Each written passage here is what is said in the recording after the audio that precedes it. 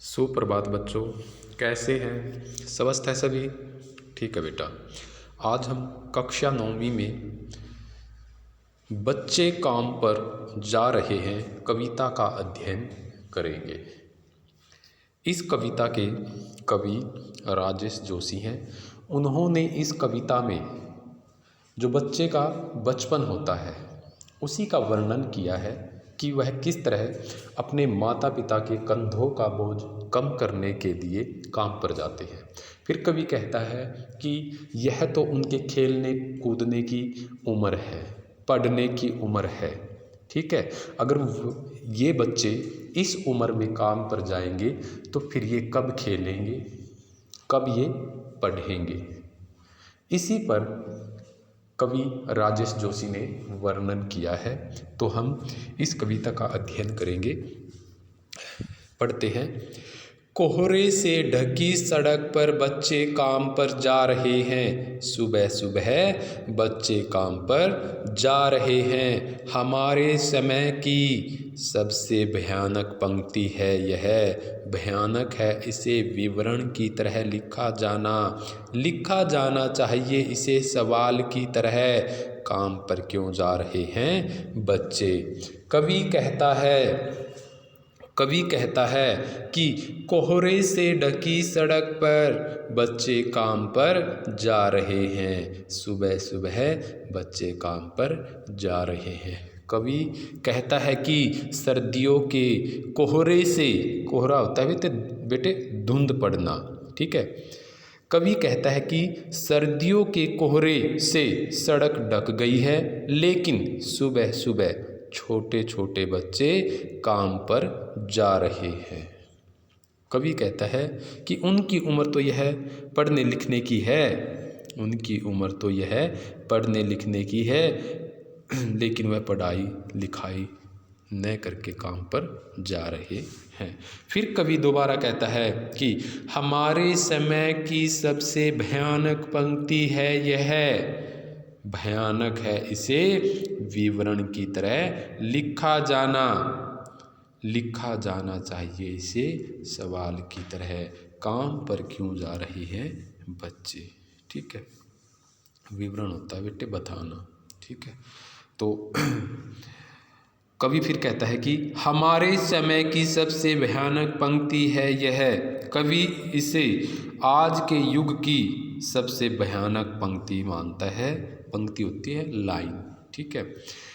कवि कहता है कि यह आज के समय में सबसे भयानक यानी कि खतरनाक पंक्ति है।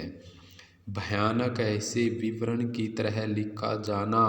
कवि कहता है कि इससे बढ़ा चढ़ाकर लिखना अथवा विवरण की तरह लिखना भी बड़ा भयानक है। कवि फिर कहता है कि लिखा जाना चाहिए इसे सवाल की तरह। काम पर क्यों जा रहे हैं बच्चे? कवि फिर पुनः कहता है कि इसे इस प्रकार न लिखकर प्रश्न के रूप में लिखना चाहिए, अर्थात ये छोटे छोटे बच्चे इस छोटी उम्र में काम करने क्यों जा रहे हैं। कहने का तात्पर्य यह है कि बच्चों को काम पर न जाकर अपना भोला भाला जीवन व्यतीत करना चाहिए। क्योंकि उनकी यह तो खेलने और पढ़ने की उम्र है। क्या अंतरिक्ष में गिर गई हैं सारी गेंदें? क्या दीमकों ने खा लिया है सारी रंग बिरंगी किताबों को? क्या काले पहाड़ के नीचे दब गए हैं सारे खिलौने? क्या किसी भूकंप में ढह गई हैं सारे मदरसों की इमारतें? क्या सारे मैदान, सारे बगीचे और घरों के आंगन खत्म हो गए हैं एकाएक? तो फिर बचा ही क्या है इस दुनिया में? कवि कहता है, कवि बच्चों के खेलने की जो उम्र है, जो उनको बचपन में जिन खिलौनों की आवश्यकता होती है उनका वर्णन करते हुए कहता है कि क्या अंतरिक्ष में गिर गई हैं सारी गेंदें? कवि कहता है कि जिन गेंदों से जिस बाल से बच्चे खेलते हैं, क्या वो आकाश में गुम हो गई है? अंतरिक्ष होता है आकाश, क्या वो आकाश में गुम हो गई है? फिर कवि पुनः कहता है कि क्या दीमकों ने खा लिया है? दीमक होते हैं बेटे, दीमक, ठीक है। फिर कवि कहता है क्या दीमकों ने खा लिया है सारी रंग बिरंगी किताबों को? फिर कवि कहता है कि जो बच्चों के पढ़ने लिखने की रंग बिरंगी किताबें होती हैं, क्या उनको दीमकों ने खा लिया है? फिर कवि कहता है क्या काले पहाड़ के नीचे दब गए हैं सारे खिलौने?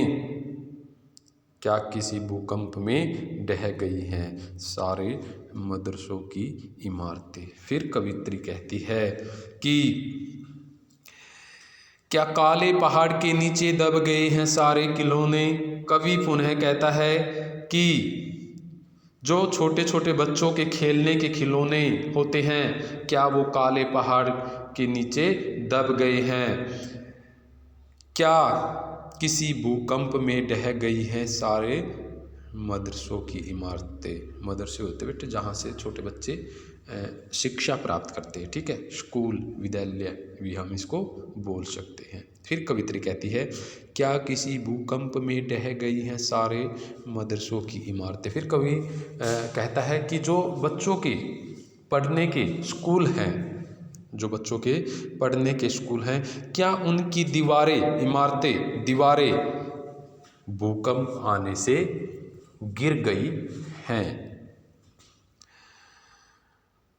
क्या सारे मैदान, सारे बगीचे और घरों के आंगन खत्म हो गए हैं एकाएक? फिर कवि कहता है कि क्या छोटे छोटे बच्चों के खेलने के मैदान थे, बगीचे थे, घरों के आंगन थे, क्या वो एकदम से एकाएक यानी कि तुरंत सभी खत्म हो गए हैं? तो फिर बचा ही क्या है इस दुनिया में? फिर कवि कहता है कि यदि सचमुच ऐसा हो गया है कि उनके खेलने के मैदान, बगीचे, आंगन, स्कूल, किताबें, बाल सभी समाप्त हो गई हैं, तो इस संसार में क्या बचा है? कहने का तात्पर्य यह है कि छोटे छोटे बच्चे हैं वो भोले होते हैं, उनको इतनी समझ नहीं होती कि क्या गलत है क्या सही है, वे नादान होते हैं। खेलना उनको अच्छा लगता है, पढ़ना उनको अच्छा लगता है, ठीक है। तो अगर ये समाप्त हो गए हैं तो फिर इस दुनिया में कुछ भी नहीं बचा है, ठीक है। तो ये थी बेटे हमारी कविता। एक पहरा और रहता है इसका भी हम अध्ययन अभी करेंगे। कितना भयानक होता अगर ऐसा होता, भयानक है लेकिन इससे भी ज़्यादा यह है कि सारी चीज़ें हसब मामूल, पर दुनिया की हजारों सड़कों से गुजरते हुए बच्चे, बहुत छोटे छोटे बच्चे काम पर जा रहे हैं। हसब मामूल होता है यथावत, ठीक है। पढ़ेंगे। कितना भयानक होता अगर ऐसा होता, भयानक है लेकिन इससे भी ज़्यादा यह है कि है सारी चीज़ें हसब मामूल। कवि कहता है कि यदि बच्चों की गेंदें, रंग बिरंगी पुस्तक, खिलौने, बाग बगीचे, घरों के आंगन एकदम से नष्ट हो गए हैं तो यह बड़ी ही भयानक बात है। ऐसा होने से बच्चे खेलने कूदने से वंचित रह जाएंगे, लेकिन आज सबसे भयानक बात यह है कि यह यथावत है। पर दुनिया की हजारों सड़कों से गुजरते हुए बच्चे, बहुत छोटे छोटे बच्चे काम पर जा रहे हैं। कवि फिर कहता है कि संसार के हजारों छोटे छोटे बच्चे सड़क पार करते हैं और काम पर जाते हैं। वे ऐसा क्यों करते हैं? क्योंकि वे अपने माता पिता के बोझ को कम करते हैं। और भयानक बात यह है कि पता नहीं उसका बचपन कहाँ पीछे रह गया है कि वह ऐसे काम करते हैं कि काम पर जा रहे हैं, ठीक है। तो बेटा ये कितनी अच्छी कविता थी। इस कविता से हमें यह सीख मिलती है कि हम छोटे छोटे बच्चों को काम पर न भेजकर उन्हें पढ़ाएं, उनके खेलने की व्यवस्था रखें। अगर वो पढ़ेंगे नहीं, खेलेंगे नहीं, तो फिर वो कौन सी उम्र है जिस उम्र में वो पढ़ेंगे और खेलेंगे। ठीक है, तो ये बहुत ही अच्छी कविता थी।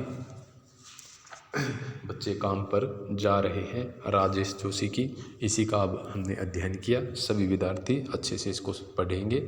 अगर किसी विद्यार्थी को कोई पंक्ति, कोई शब्द समझ में नहीं आता तो बेटे मुझसे निसंकोच होकर वो संपर्क करें। ठीक है, आज के लिए इतना ही। धन्यवाद।